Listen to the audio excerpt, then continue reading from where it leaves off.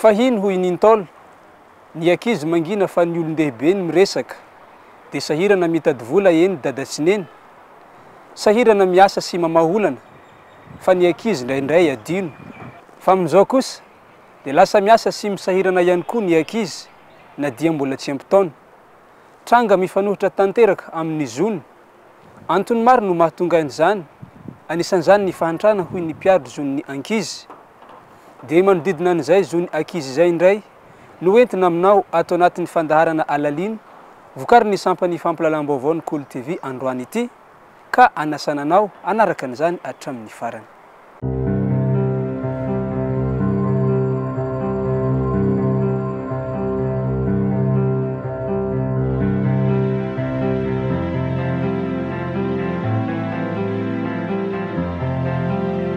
Hoy ny malagasy hoe ankizy ny loazan-tsakaizy milalao vovoka irery. Raha azavaina tsotra io ampitenenana io, na misy namana na tsisy, dia tsy maintsy milalao ihany ny ankizy. Tafiditra ao anatin'ny zon'ny zaza raha teo ny milalao sy miala voly, miaina ao anaty tontolo madio sy milamina, misitraka fitsaboana sy sakafo ara-pahasalamana, arovana amin'ny fanararaotana sy fanavakavahana ary ady mitampiadina. Ankoatr'ireo, zo tsy maintsy sitrahany ankizy ihany koa ny anana anarana sy fianakaviana ary firenena, zo hianatra, zo ahalala izay mahasoa azy,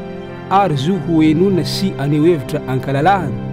Azo faritana amin'ny karazany dimy ny zony ankizy, hoy ny mpitaiza sy ny mpanabe ankizy eo anivon'ny firaisamon'ny pirenena. Ny zo an'ny ankizy misy dimy le izy, le zo fototra, zo ananana identité, zany hoe misy eo le maha-olona anazy ny anarana feno, misy ny ray aman-dreny manana copie koa izy. Faharoa ny zo fandraisana anjara na hoe droit à la participation, zany hoe ahafahan'ny ankizy maneho hevitra, afaka maneho hevitra ny ankizy fa tsy voatery hoe miaino, dia ny lehibe ihany koa miaino ny ankizy ihany koa. Dia ny fahatelo ny zo hianatra, izay tena zo fototra lehibe ahafahan'ny ankizy mampivelatra sy mampitombo ny sainy zany ara-batana, tokony tsy voasakana mihitsy zany io zo anakay io zo hianatra. Dia farany ny tsy farany fa ny zo ho salama tsara, zany hoe ny ankizy tsirairay avy dia tokony hisitraka an'le fahasalamana, tokony ho salama foana zany ny ankizy. Rehefa marary ny ankizy n'aiza amin'ny taraina dia azo an'izay fahasalamana izay foana. Dia ny farany zo arovana amin'ny maha-ankizy ny ankizy, marefo ny ankizy, be da be ny zavatra mety mahazo anazy, ny tsindry mahazo anazy, ny erisetra mety mahazo anazy, dia zo tokony hisitrahan'ny ankizy izay zo arovan'izay. Mbola maro amin'ireo zo ireo anefa tsy voahaja raha eto Madagasikara manokana no resahina. Hatreto aloha zany mbola vitsy ny zo voasitraka, fa efa miezaka nefa na izany naty zany na ny fanjakana na ny vovonam-pirenena ny société civile isa-atsokajiny sy ny tandrify anazy miezaka hoe ampisitraka izay. Fa ny anjaran'ny société civile moa zany manao appui technique amin'ny fanjakana ihany foana, dia amina resaka activité de sensibilisation izay efa teneniko teo hoe ohatra zany ataon'ny plateforme, miezaka mampafantatra an'le zo, dia miezaka manentana any olona hoe ireto le zo arao le zo dia ataovy izay ahafahana manatanteraka izany arak'izay azy ny atao. Lava ny lisitra raha hitanisa ireo tranga manapirofo ny tsy fahalavorariany fanajana ny zony ankizy eto amintsika. Tsy antsaha, tsy antanety dia andrenesana izay fa nitsikitsahana ny zony ankizy izay avokoa, na andro izany na alina. Fahantrana, fahasimbany, drafim-panabeazana sy rafim-piarahamonina no teboka lehibe mahatonga ny fiarovana ny ankizy ho ratsy toerana eto amin'ny firenena, ka tokony atao laharam-pamehina ny ady amin'ny teboka ireo raha mbola tiana hipetraka amin'ny toerana misy azy ireo ankizy. Raha mahakasika ny zon'ny ankizy eto Madagasikara no resahantsika, dia anisan'ny olana fototra mahatonga an'izay tsy fanajana an'izay zon'ny ankizy izay dia ny fahantrana. Fahantrana ny voalohany, manaraka azy eo ny tsy fampiny ny fanabeazana, zany hoe fiainan'ny taham-panabeazana ny ankizy ary indrindra ihany koa ny kalitao an'izay fanabeazana izay. Ary manaraka an'izay ihany koa dia ny tsy fisinasa ho an'ireo ray aman-drenireo. satria mifahantrana mahatonga ny tsy visina asa ny antony tsy visina asa ary ihany koa mahatonga ndray aman-dreny tsy afaka mampiditra ny zanany any an-tsekoly hany ka lasa tsy misitraka zay zay ny ankizy ka ny fanabeazana zany aloha mila jerentsika akaika manahoana ny ezaka ataontsika tompona andraikitra rehetra na ny fanjakana na ny fiarahamonim-pirenena eny maisika fiarahamonina rehetrarehetra ary manahoana ny andraikitra mahakasika an'izay fanabeazana ny ankizy zay fanabeazana manko sy hoena any an-tsekoly irery fa na fiarahamonina ary dia manabe ihany koa ny ao an-tokantrano dia manabe ihany koa ny any amin'ireo sokajy fikambanana rehetra maro isan-karazany dia manabe ihany koa ka zay fanabeazana zay zany anisan'ny lohalarana indrindra anatin'izay hoe fanatsarana sy fiarovana ny zon'ny ankizy zay eto Madagasikara. Taloha hoy Nintol ny ankizy mangina fa ny olon-dehibe no miresaka dia misahirana mitady vola eny dada sy neny sahirana miasa sy mamaholana dia indraindray adino ny ankizy mifanohitra amin'izany ny zavatra hita sy misy eto amintsika ankehitriny miasa sy sahirana mitady vola ihany koa ny ankizy na dia mbola tsy ampitaona zo maromaro no very sy tsy ananan'ireny ankizy ireny toy ny zo usalama zo arovana zo hianatra ankoatr'izay dia misy fiantraikany amin'ny vatana saina ny fiasana na ny fampiasana ny ankizy tsy ampitaona ireny ny zava-misy koa anefa na dia miasa mafy sy manao ny antseo zavatra aza ireny ankizy ireny mbola misy olona hafa mandidy sy manapaka amin'ny fampiasana ny vola azony raha ohatra ka kamboty zaza iray dia ny fianakaviany ny mpiarabelona aminy no mitantana ny vola misy kosa ireo mbola velona ray sy reny fa noho ny fahasarotan'ny fiainana dia alefa ny miasa ny zanany amin'izay ny vola azo dia anampina ny fanodinany raharaha eo anivo ny tokantrano misy bedabely aza mamoetra le tsy manaraka ny lalàna misy tsy mampitomby ny zaza dia mamparary ny zaza nday aman-drenjy misy nenazy atao mikarama ny ankizy atao mangataka dia nefa le vola vetra ohatra tsy hividana sakafo ao an-trano fa ndraindray hividana ny toaka mifarafarana satria zay ny hitako eny aminay eny misy mividy toaka ny ankizy lasa hividana nday aman-dreny toaka dia lasa tsy zarizary le ankizy ave lasa ilikiliky ny fiarahamonina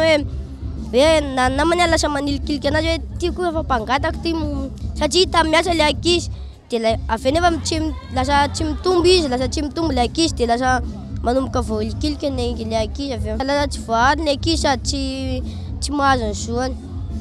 voasokajy ho herisetra ireny tranga ireny ka voarara ny lalàna ary mahavoasazy raha araka ny lalàna 7 tsipika ohatra 3 tamin'ny 20 aogositra 7 manan-kery eto amintsika sy voalaza ny fifanarahana iraisam-pirenena momba ny zony ankizy nankatoavy ny firenena mikambana tamin'ny 7 maro karazana ireo herisetra mpahazo ny ankizy toy ny ara-batana ara-moraly ara-pananahana sy ny sisa izay manesakitsaka tanteraka ny zony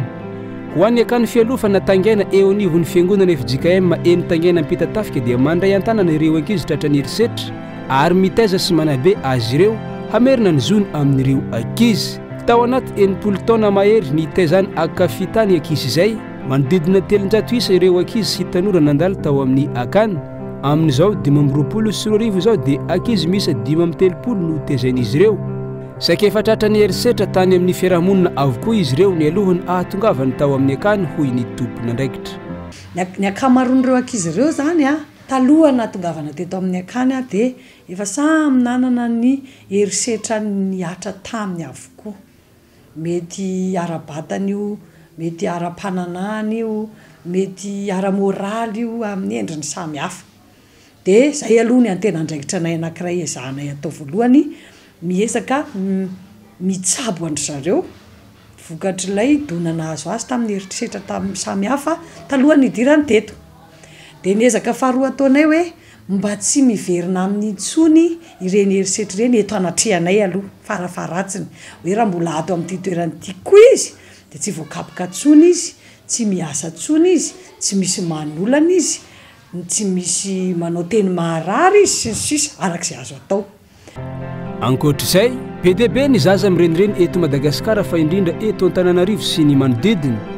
mangataka mangalatra mikarama matoritory no ataon'izy ireo eny amin'ny toerana maro fifindramonina avy any ambanivohitra miakatra ety andrenivohitra tsy fampiny fitiavana omeny mpitaiza ao an-trano fa ihany koa ny fahantrana ka mahatonga ny ray aman-dreny mandefa tsy fidy ny zanany ivoaka hangataka araka ny fanadahadiana natao dia folo amin'ireo fikamanana mahery ny enimpolo eto Madagasikara izay misehatra amin'ny fiahinany zaza ihany no afaka mandray an-tanana an'ireo ankizy ny lalana ireo. Iray amin'izy ireo nitetika asa sandratra. Be dia be ary maro ny antony mahatonga an'zareo manao an'izay asa zay na tokony mbola tsy hanao an'izay ary izy. Ny voalohany indrindra aloha dia ny fahantrano eo anivon'ny firenena mihitsy izay manosika an'ireo ray aman-dreny aniraka an'ireo zaza ireo andeha eny an-dalana andeha hanao an'izay fitadiavana sy iasana zay. Eo ihany koa ny zavatra anankiray faharoa ilay ao an-trano mihitsy no tsy mahatamana an'ilay ankizy noho ny antony samihafa dia lasa mandeha mivoaka eny ivelany ankizy tsy miverina ao an-trano intsony dia rehefa eny an-dalana izy tsy maintsy manao izay fomba rehetra ahafahany mivelona sy mihinana. Dia eo ihany koa ilay fifindramonina amin'ny resaka insécurité any ambanivohitra sy mieritreritra ny olona avy any ambanivohitra hoe eto andrenivohitra misy asa ary misy ihany koa vola mihoatra ny ihany dia tonga eto ry zareo miezaka hitady an'izay. Misy fotoana izy miasa asa manao trano sy zavatra ohatran'izany dia rehefa aveo vity ny asa izay ataony iny dia efa tamana n'le nahita teto izy dia tsy tafaverina antsony nefa ny eto izy tsy manana trano tsy manana fianakaviana dia lasa mipetraka eny an-dalana. Le ray aman-dreny dia iny mahatonga an'le zaza lasa mipetraka eny an-dalana ihany koa ary manao ny activité sy ny asa rehetrarehetra izay hitany zareo eny an-dalana. Anisan'ireo ankizy ny lalana Immersia Teolo, folo taona lasa izay mandeha manaraka arabe mangataka mandra-parivanandro izy. Nisy nahita izy ka niera tamin'ny ray aman-dreniny angataka azy hoentina anatina ny ivotoerana 70 taona Immersia amin'izao mianatra misitraka fitsaboana rehefa tody tsy fahasalamana, misakafo tsara ary misy miaino rehefa miteny. Mahatsiaro tena fa misitraka feno ny zony ity zaza ity. Mangataka izy ny mba ampiarana ny lalàna momba ny fiarovana ny ankizy. Takina arak'izany ny anajana ireo zo rehetra hoy ny fanazavana. Natongavako taty amin'ny centre ankizy enfant de la rue dia hitany misy lehibe an'le centre sendra nandalo dia hitany dia niteny izy hoe misy afaka vahaolana hozy izy miantso ny nenay hoe misy vahaolana hozy teneny afaka ampianarana ny zanakao feno tsara ny zoany any izy sakafo mitafy tsara misy trano nenana dia nanaiky moa izany nenay dia nalefa ny tany dia izao mianatra tsara mba nifangatahako izany hoe allo le lalàna le mifehan'le le ankizy hoe dia tena voaraka tsara ve izay hoe tena izay le izy dia allo mifanaraka amin'ny vatan'le ankizy ny asa-panaovina azy dia ny karama azony mifanaraka hoe mety aminazy ve mety tsy mamparary anazy ve le izy tsy manakatsakana amin'ny fianarany koa ve le izy. Ho any akany fialovana tangaina eny am-pitatafika sarotiny izy ireo amin'ny fiarovana ankizy sy tezainy raha sena tratra ny fanetsikitsahana ny zo. Nilaza ny tompona andraikitra eo anivon'ny akany ity fa tsy maintsy tonga hatramin'ny fitoriana raha teo ny fandraisana andraikitra ataon'izy ireo na ao anatin'ny akany na ivelany toy ny any ampianarana eny amin'ny lalana no misy ny tranga miendrika fanararaotana mahazo an'ireo ankizy ireo dia tsy amela mora an'izany ny akany. Amin'ny fotoana izay tarainandreo ankizy ireo dia tena avy izay amin'ny angady sy ny arina miaro anazy miezaka mandray andraikitra manitsy sy ohatra ny tato aminay zao efa nisy ankizy mihitsy ny sedra herisetra ara-pitenenana tany ampianarana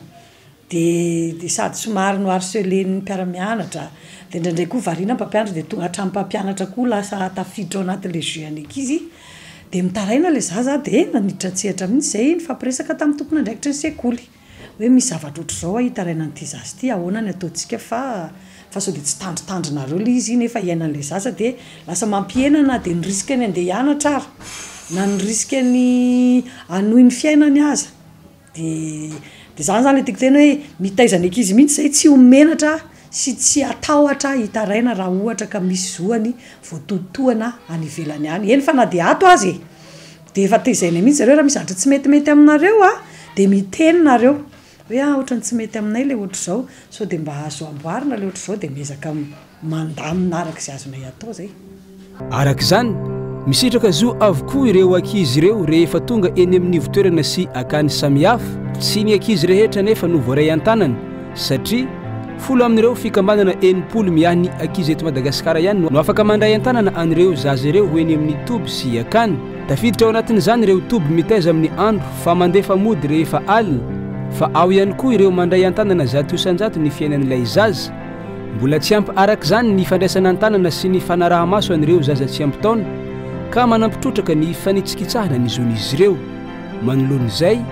fanirian'ireo zaza ny anamafisana ny fanaraha-maso ary ihany koa ny anaovana fanadahadiana an'ireo orinasa na tokantrano mampiasa ankizy latsaky ny 12 taona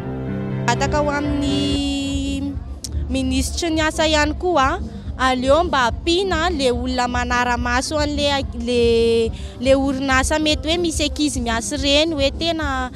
tena mifanaraka tsara ve le izy milamina sy mirinja tsara ve manaraka lalàna ve le olona dia aleo hiatra le lalàna angatahako indray dia ampitomboina ny inspecteur de travail miandraikitra ny asany ankizy satria vitsy loatra izy zareo dia nefa le ankizy miasa betsaka loatra dia tsy ampy le mpanara-maso dia lasa mivoana be le asana ankizy lasa ambakain'ny olona le ankizy dia le karamany ataon'le olona mampiasa anazy kely tsy mifanaraka amin'ny asa ataony na izany miankina amin'ny farim-piainan'ny fianakaviana ihany koa ny fahatanterahana na tsy ny fampisitrahana ny zony ankizy raha ohatra ka tokantrano sahirana dia sarotra aminy ny hikarakara ny zanany ho salama tsara hitafy madio hianatra sy ny sisa ny aina an'izany Jean-Claude Kely ka afaka nijoro vavolombelona tamin'ny zavatra nandalovany voaja aloha ny zokatra satria nanomboka ny directeur misatra raha nafahako hoe ay za ty manana zo be da be fa nohony tsy fanananray aman-dreny aza dia tateo iny efa nananasa amin'izay nray aman-dreny dia lasa voaja ny zoko satria izy danao izy mianatra mbola zonao zany dia zay koa manana zoko dia ny zokony anay miasa dia satria zay misy rôla dia zay rôla sy mianatra fa zokonay miasa mamelona anay rôla hiasa zo tokony ananako zay tokony anana copie satria raha tsisy copie lasa tsy mavita lasa olo-olo-pona eo amin'ny fiarahamonina sy eo amin'ny firenena dia lasa tsy mavita rehefa lehibe anao lasa tsy manana kara-panondro da na hiasa ary ianao dia lasa tsisy taratasy anamboarana dossier dia mianatra ny ana mianatra dia mifahasalamana voariko araka nitatitra avy amin'ny UNICEF manodidina ny 770 isan-jaton'ny ankizy malagasy 5 ka hatramin'ny 70 taona no miasa maro amin'izy ireo no ampiasaina antsokosoko amin'ny endrika maro samihafa na asa mavesatra tsy mifanaraka amin'ny taonany raha ny fanadahadiana hatrany any amin'ny faritra androy sy matsaitra ambony no tena mahazo vahana ny fampiasana any ankizy tsy ampy taona toy ny fitrandrahana renan-kibony tany izay isan'ny asa fanandevozana mahery vaika raha ny eto andrenivohitra indray dia betsaka ireo ankizy tsy ampy taona miasa an-trano miasa varimasaka raha araka ny statistika navoaka ny UNICEF dia 70 tapitrisa ny ankizy latsaka ny 12 taona miasa maneran-tany ary 70 tapitrisa amin'ireo dia asa mampidi-doza an'ireo ankizy raha ny eto amintsika eto Madagasikara kosa dia eo amin'ny ankizy 5 ka hatramin'ny 17 taona izany hoe 47% ny ankizy ao anatin'ny 5 ka hatramin'ny 17 taona no miasa eto amintsika dia any amin'ny faritra Androy sy ny Haute-Matsiatra no tena kabetsahana izy ireo resaka fahantrana sy ny tsy fisina asa zay hoe tsy fisin'ny asa ao anivony eo amin'ny le ray aman-dreny sy ny resaka anana koa takizay le fahafana eo anivony ray aman-dreny mampiana janaka dia tsy afaka mampiana ny janaka tsony ny ray aman-dreny dia voatery lasa miasa ho azy ny ankizy ankoatr'izay nateti-pitranga ihany koa ny herisetra aranofo arabatana any amin'ny faritra maro manirana ny nosy mbola lavitrezaka ny fiarovana ny zony ankizy eto Madagasikara hoy ny plateforme société civile pour l'enfance antony mena avokoa ny tondro na ara-tsosialy na ara-toekarena tsy voaro ny zon'ireo ankizy mirenireny ankizy voafonja ankizy manana fahasembanana izany rehetra izany dia ilana fiaramientany rehetra fa tsy vitan'olona iray ho hiatrany ity vovonany firaisamoa ny pirenena ity tsika moa zao mahita raha mbola sahirana ara-tsosialy sy ara-ekônomika ny firenena dia mbola betsaka ny fototra ny ankizy mbola tsy voahaja. Efa miezaka ny tompony andraikitra rehetra isan'ambaratongany fa tena mbola betsaka ihany koa zany miezaka tokony atao. Fa be dia be ny zavatra izay tena tsy mety herisetra tafahoatra izay mahavoa ny ankizy malagasy. Ao zany ny resaka ankizy misy handicap, ao ny ankizy tsy manana ray aman-dreny mpiaro, ao ny fiarovana ny ankizy amin'ny exploitation sexuelle, ny ankizy mety ho tratran'ny fonjana ihany koa, ny ankizy mirenireny, zany hoe momba ny fampianarana mahafeno ny zo fototra rehetra zany eto ampovoan-tany mbola tenenina ihany. Oka izay ny fampiasana trano ny ankizy tsy ampy-taona, indrindra amin'ny fomba mamoetra satria tena betsaka mampiasa zaza tsy ampy-taona manao piasa trano eto ampovoan-tany. Any amin'ny région dia misy ny fanararotana ranofo ho an'ny ankizy vavy indrindrindrindra izay tena mila hiajivana, fa misy ny mampiasa an'izy ireny noho ny fahantrana ihany koa. Eo amin'ny fitrandrahana ny harena-kibon'ny tany, indrindra ny resaka mika dia mbola be dia be ny zaza tsy ampy-taona no ampiasaina. Nanamafy an'izany nitetika asa sandratra izay misehatra amin'ny fandraisana antanana an'ireo ankizy mirenireny, tsy ampy ho izy ireo ny toby sy ivotoerana na akany mandray an'ireo ankizy tsy ampy-taona hiara-nitsindry sy raha matahora ireo amin'ireo toerana ireo koa dia voafetra arakaraka ny eo am-pelatanana ihany ny tolotra afaka omeny sy ny fotoana ahafahany mampiantrano an'ireo kolonga madinika sy lofo sy dimby ho reharehan'ny firenena raha pitso ireo ankizy ireo, ka tokony hijerena manokana momba ny fiahina azy ireo raha ny fanazavana hatrany. Ny vahaolana aloha zany dia maro ny vahaolana fa samy amin'ny tandrify anazy. Raha ny aty amin'ny société civile ny projet sandratra manokana zao dia maro ny centre sy ny ONG sy ny association izay miara-miasa izay efa miezaka mandray an'ireny ankizy ireny. Saingindrisy manko fa manana ny capacité d'accueil ihany koa ny centre sy ny association tsirairay avy dia hatreo amin'izay zakany ihany no azony ataony. Ny akamaroan'ny centre misy mampiatrano, misy manome fianarana, mamaim-poana, ny fisakafoanana sy ny fampianarana fototra izay tokony ho azo ireny ankizy ireny. Firenena voasikajy ho manana mponina tanora i Madagasikara fa ambany ny tahany fanananasa ho an'ny malagasy fa indrindra ny tanora izay fa avy tsy any tanora miasa zay anefa misy fiatraikany goavana eo amin'ny resaka fiarovana ny ankizy. Antony maro amin'ny tanora malagasy no efa niteraka ao ny tonga vovoka tsy nirina, fa eo ihany koa mbola tanora loatra ny asa tsy misy kanefa ny adidy amanandraikitra miandry eo toy ny fanodinana ny tokantrano, fampianarana sy fampisakafoana ny zanaka, tsy mifanaraka amin'ny fidiram-bola ao anaty tokantrano ny vola ilaina, hany ka misafidy tsy ampiana-janaka na ampitsahatra ny fianaran'ny zanaka, mila atao laharam-pamehana araka izany ny fanomezana asa eto amintsika. Ny resaka tahafananan'asa eto Madagasikara ihany koa dia hitantsika rehetra angamba fa somary midina dia midina isika amin'ny fampananan'asa ny olona, indrindra fa ny tanora. Nefa raha ny statistika dia anisan'ny manana mponina tanora indrindra isika eto Madagasikara.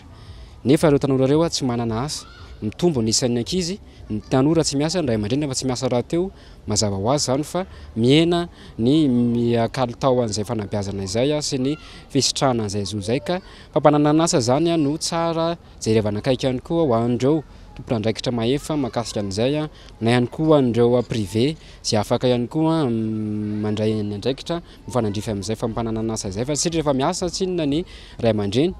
dia manana ny fahefana ahafahana mampiditra ny ankizy any amin'ny sekoly. Ohatr'izay ihany koa ny tanora, rehefa miasa ny tanora manana fahefana feno anitatra an'izay fahalalana izay ny fiarahamonina malagasy zany.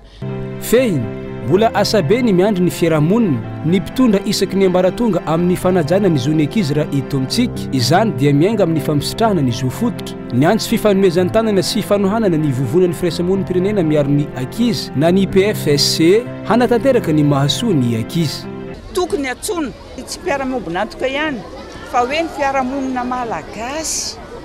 izay manomboka any amin'ny mpifanombodirana fa tsy ny ray aman-dreny ihany sy ireny tompona andraikitra rehetrarehetra amin'ny ara-panjakany ireny ny any amin'ny fokotany. Rehefa mifanometana dia moramora koa no mahantanteraka ny mahasoan'ny ankizy, ka dia tsy hitako sy olazaina anazy fa ny zofototra voalohany indrindra zao zay mbola tokony ho be lehibe dia manomboka hoe fahizinana ankizy identité any zao dia efa izy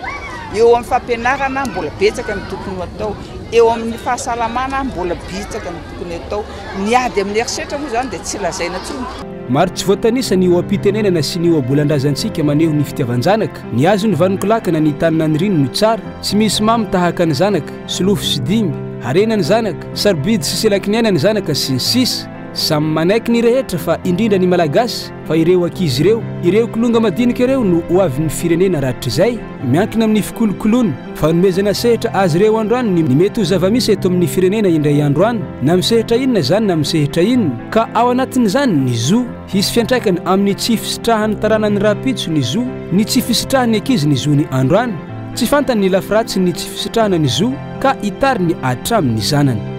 ny fiantraikan'ny ny ankizy miasa dia mbola kely araka ny teo moa hoe tsy misitraka ny zony aloha izy dia zao nefany raha ny zavatra hitantsika dia zao hoe ireo ankizy ireo no hoavin'ny firenena dia zao nefany raha ny ankizy no tsy misitraka n'izay zoan'izay dia mbola izy mbola kely dia mazava ho azy fa misy fiantraikany amin'ny fahapotehan'ny firenena koa zay zavatra izay ny tiako tenena dia zao hoe misy an'le terme technique an'ny olona nanao social dia le hoe ado raté ny adolescence dia rehefa raté ny adolescence an'le ankizy dia misy fiantraikany any amin'ny fiarahamonina izay ianany iny rehefa ho lehibe izy ary ezano ratrapena iny dia rehefa iratrapena iny nefany izy dia anelingelina ny fiarahamonina izay misy anazy fa izao koa nefany le image hita ny tari amin'izy mbola kely no image tariany ny zanany koa rehefa hiteraka izy ka mazava ho azy fa le zanany izay ho aterany hoe dia tsy hisitraka ny zoany koa satria ny image hitany dia zao hoe niasa mbola kely izy dia hiasa mbola kely koa izany dia merendrika arak'izay zany ny firenena raha ny lalàna eto amintsika sy ny fifanarahana irasan'ny pirenena momba ny zony ankizy arovana sy marefo ny zaza raha mbola latsaky ny 20 taona izany hoe ankizy ihany izy mialohany ahatongavany amin'ny 20 taonany eto amintsika mantsy ny fiarahamonina na izy tenany mihintsy no manasokajy azy manokana olon-dehibe rehefa hitany fa lehibe ny vatany sy amin'ny fotoana tiany hiantsona azy olon-dehibe vokatr'izay maro ny mbola tsy ampitaona mitsoka ny sekoly lasa manambady mivarotena sy ny sisa